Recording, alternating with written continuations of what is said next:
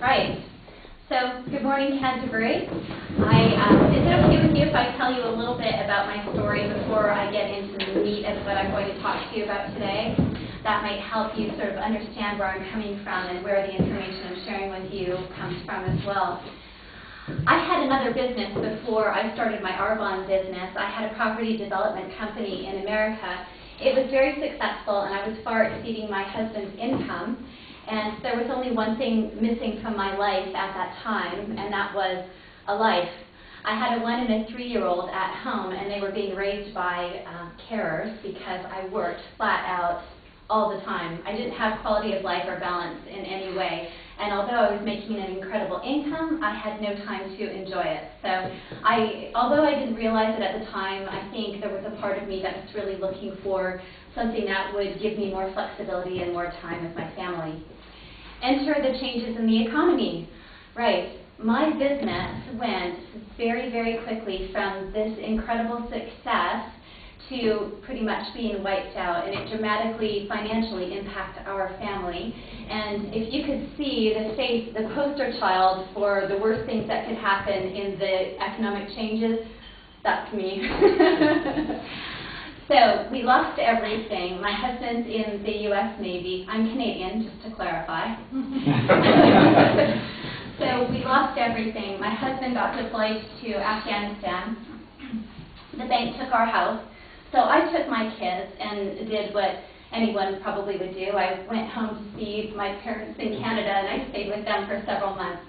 That's a whole other story. But so that's what we did as we were, as I was sort of working out a plan to regroup and come back and what next. And it was, in this time of crisis. But I'll tell you that although it was such a challenging time, I really believe that it happened for a reason, because now I have another successful business, but my life is so much more in balance, and I control my time, and I have all the time I want to with my family. And so what I'm sharing with you today is what happened between me being this big and really devastated, having to sort of get back up from nothing and rebuild my confidence from that very low place.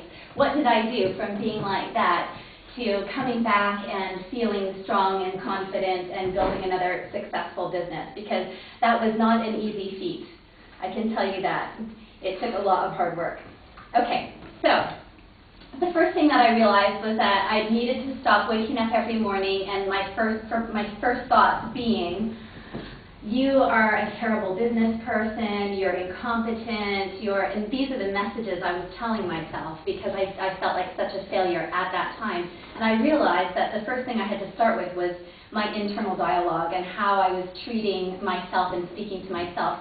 So I delved into the personal development trainings that my company Arbonne sort of gives us. I'm grateful that they really are committed to developing us as people, because that's where a lot of this information has come from, and that was the thing that sort of gave me hope to move on and move forward. So I began changing the messages that I was telling myself when I started my day each morning. And how I did that was with affirmations. Okay, so if you would all stand up, we're going to practice our affirmations.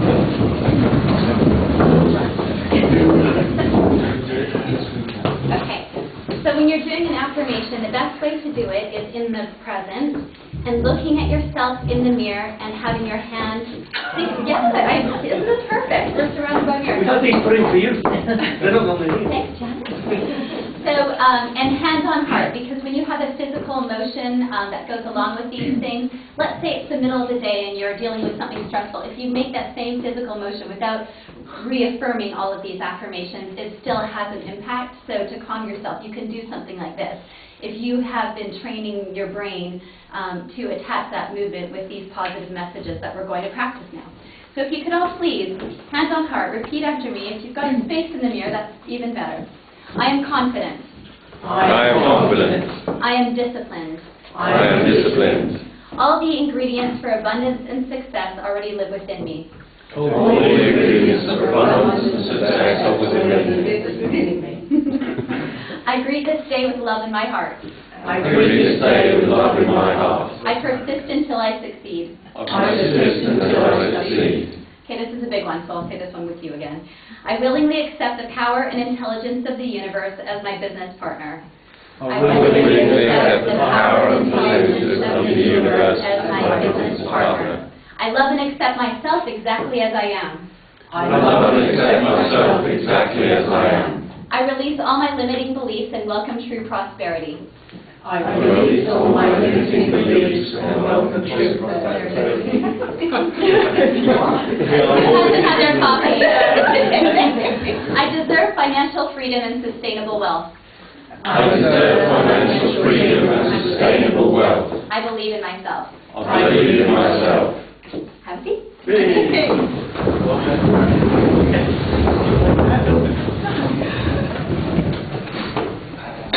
Okay, right. So I'm feeling good, feeling motivated. What do I do with that? So the next step was putting my life in view, doing a bird's eye view of my entire life and figuring it all out again and thinking, okay, well, I was just really on the hamster wheel of working, and I didn't necessarily have my big goals and my big dreams there to focus on. I was just working and doing what needed to be done in the day, in the moment.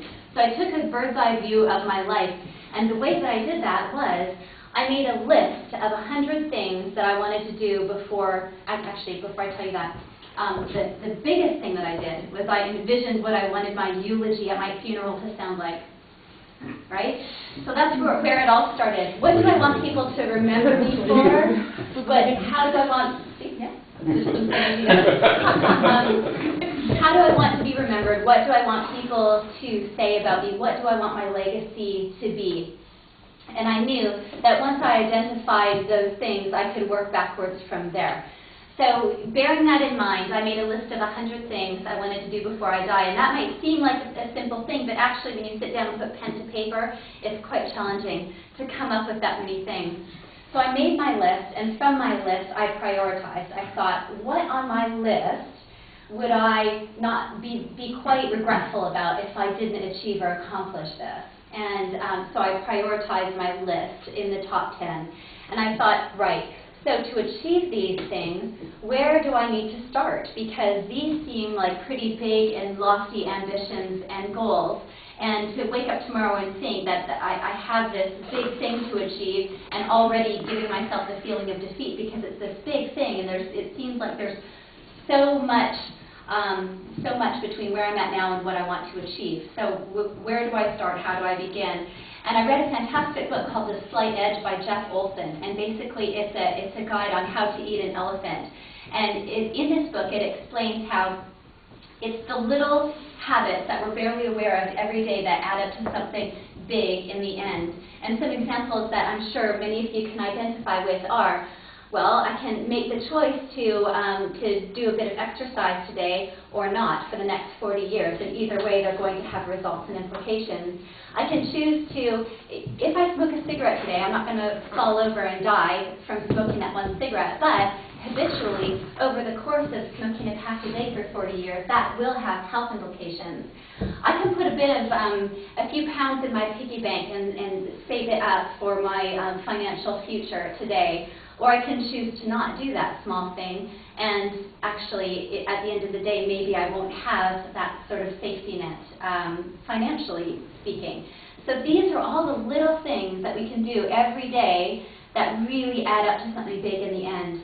So I took all of my goals and I said, what can I do, even if it's just for 5, 10, 15 minutes today, that doing it every single day over the course of 5, 10, 20 years, it will add up to something significant. And that was how I planned to get myself from where I was to where I wanted to be. So then what I did was I created a dream board. Does anybody here have a dream board? Oh, no. This is the first time I've been talking. No one has one. Okay. Well, if you have a board... This is a dream boat. Now, if you have a board, it can be what do you call them? A pin board.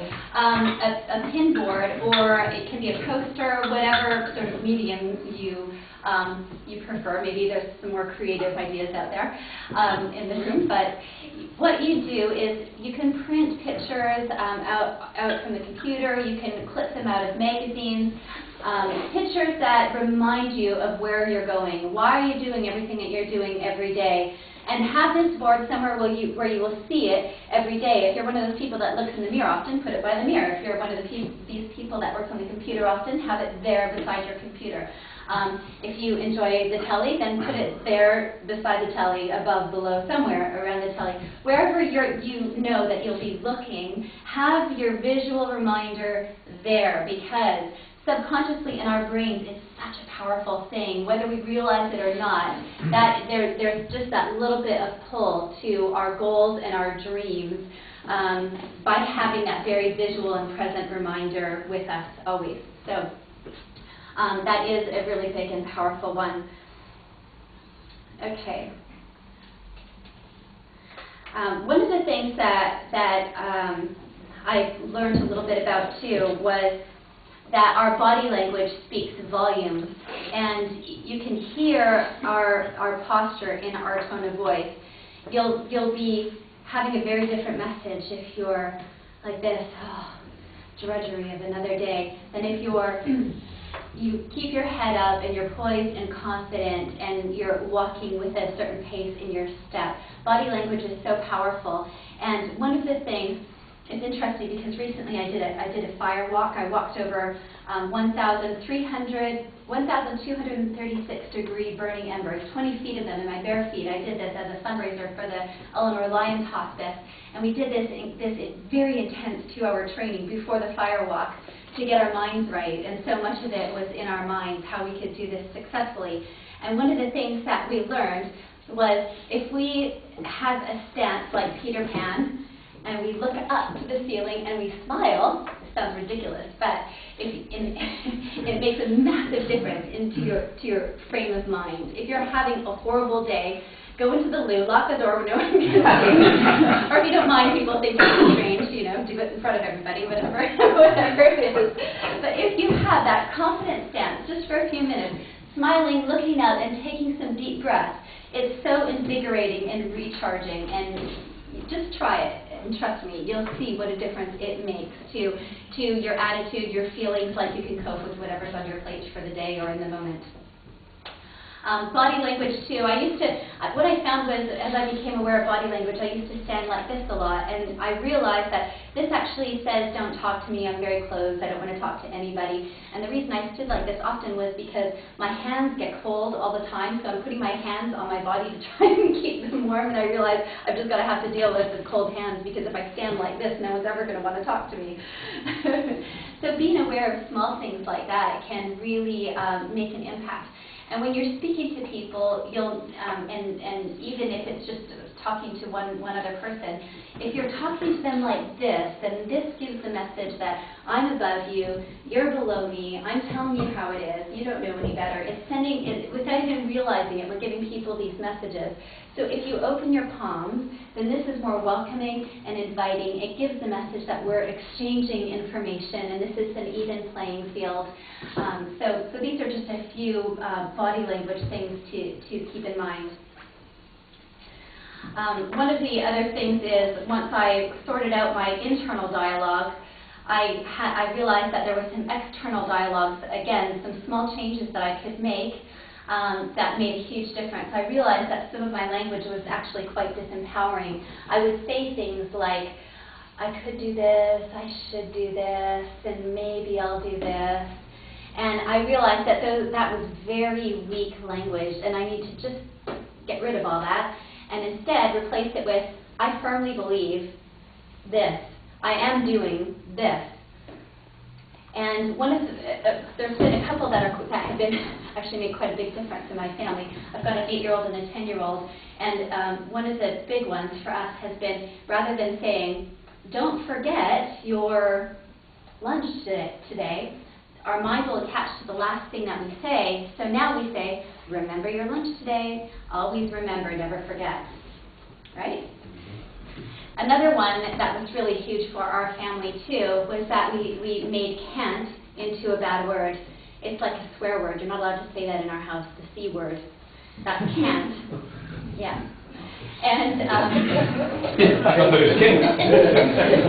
this is the requirement. You've got to replace it with I choose not to or how can I. Because that's the only way to deal with that in an empowered way. I choose not to or how can I. Okay? I'm really enjoying this, but unfortunately, Are we out we of need to wrap time? up. So we'll just very quickly. Yeah, just want to yeah, say- that's fine. Okay, just to wrap up, thanks because I would go on forever. Just to wrap up, there's a couple of things that I've read recently that had quite a powerful impact that I'll share with you. The first is, this is a mentor program that through my business that we were exposed to. Put tremendous value in the work that you do today and not think about someday. Don't look at it as necessary evil. Work is a primary duty to create value to serve other people. I give you permission to put your heart, soul, and creativity into your work to such a degree that it creates an experience for the people you interact with. That is what life is all about. There's a tremendous wealth in the work that you do. And lastly, I'd like to share a poem with you that, again, was through sort of one of our trainings. I wish I knew the author, but it's anonymous. The Comfort Zone. I used to have a comfort zone where I knew I couldn't fail. The same four walls of busy work were really more like jail. I longed so much to do the things I'd never done before, but I stayed inside my comfort zone and paced the same old floor. I said it didn't matter that I wasn't doing much. I said I didn't care for things like diamonds, gold, and such. I claimed to be so busy with the things inside my zone, but deep inside I longed for something special of my own. I couldn't let my life go by just watching others win. I held my breath and stepped outside to let the change begin. I took a step, and with new strength I'd never felt before, I kissed my comfort zone goodbye and closed and locked the door. If you are in a comfort zone, afraid to venture out, remember that all the winners were at one time filled with doubt. A step or two and words of praise can make your dreams come true. Greet your future with a smile. Success is there for you.